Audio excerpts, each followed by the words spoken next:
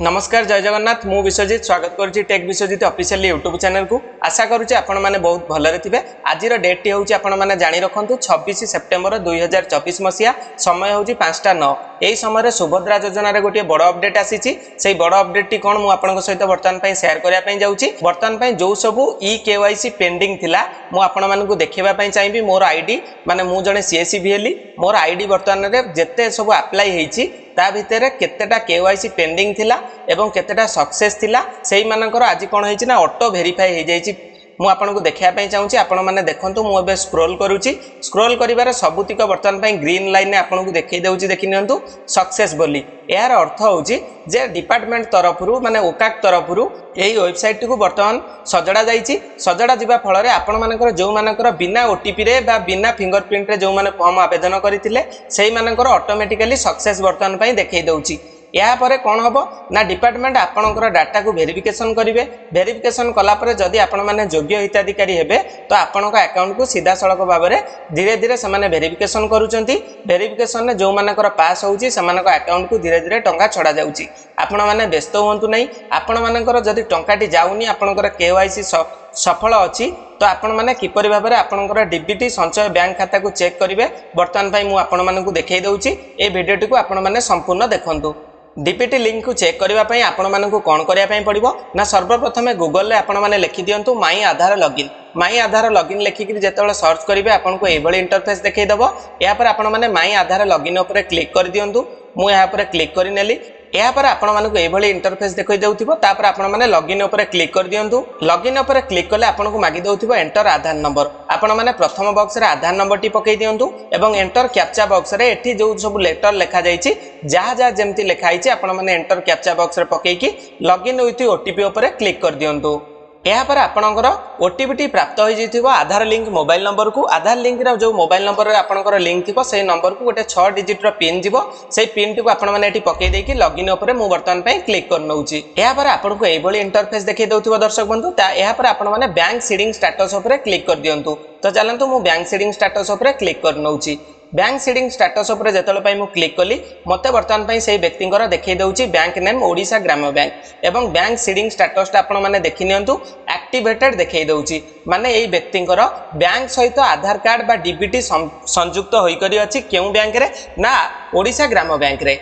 यार अर्थ होउची एई व्यक्तिंकर ओडिशा ग्राम्य बैंक को जेतले पई सरकार सुभद्रा योजना रो टंकाटी छाड़िबे ओडिशा ग्राम्य बैंक को आसी जिवो। जदि गोटे व्यक्तिर 4टा 5टा बैंक खाता थाए ओडिशा ग्राम्य बैंक को जोटा डीबीटी लिंक अछि आपण माने आधार रे चेक करले एई बैंक को वर्तमान पई से व्यक्तिंकर टंकाटी आसीबो। टंकाटी आसीबा गले आपनको धैर्य सहित अपेक्षा करिया पई पड़िबो। आपण मानकर जो ई केवाईसी रो असुविधा थिला बा जो मानकर प्रॉब्लम थिला मु वर्तमान पई वीडियो रे आपनको कहली से मानकर समस्तंकर क्लियर हो जाईची।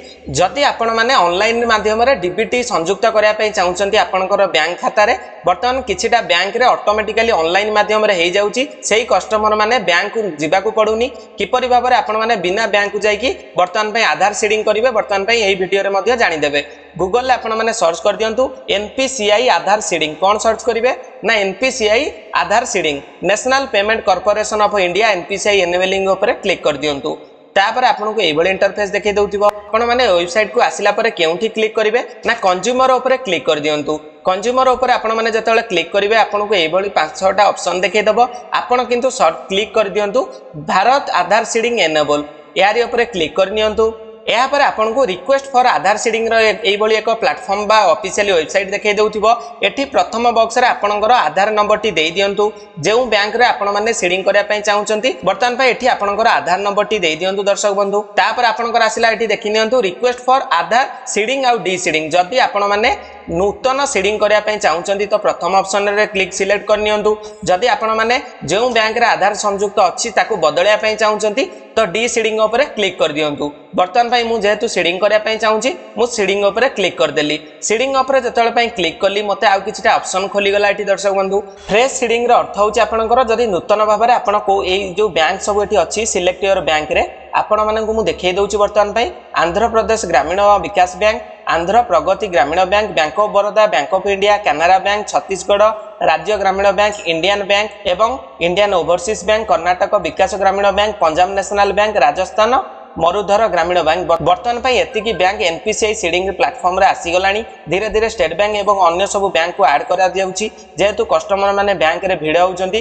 ताकू कमेवा लागि बर्तमान ऑनलाइन रे ऑप्शन आसीगलानी बर्तमान जदि आपणकर यही बैंक भितर कौन बैंक होता है तो आपण मानक ये वीडियोटी देखा बहुत गुरुत्वपूर्ण जदि आपण मानकर भितर कौन व्यक्ति यही बैंक थाए तो आपण मैंने बैंक को न जाइए निजर आधार सीडिंग करें माने डीबीटी एनेबल करें प्रथम धरी नियंतु मु बैंक ऑफ बरोदार गोटे लोकर करने चाहूँगी मु बैंक ऑफ बरोदा पर सिलेक्ट करनेली सिलेक्ट पर ऑप्शन देखै दउची देखंतु फ्रेश सीडिंग जदि आपण माने नूतन सीडिंग करने चाहूँगी बैंक ऑफ बरोदा रे तो मु यहाँ पर क्लिक करनेबी जदि movement with in same bank with another account जदि आपण मानकर एई बैंक रे अलग कौन अनदर अकाउंट रे बदलैया चाहूँगी परिवर्तन करने चाहूँगी सेम बैंक रे आधार सीडिंग टी तो बर्तमान सेकेंड ऑप्शन को बाछि नेबे थर्ड ऑप्शन टी होची movement from one bank to other bank जदि आपण माने यही अलग कौन बैंक रु यही बैंक को आने चाहूँगी तो आपण मैंने तृतीय ऑप्शन टी को सिलेक्ट करदे तापर अकाउंट नंबर टी देदेबे बैंक ऑफ बरोदार अकाउंट नंबर टाको एठी देदेबे या पर आपण मानकु दीटा सबमिट रे ऑप्शन दिया जायछि देखै दउछि मु आपनकु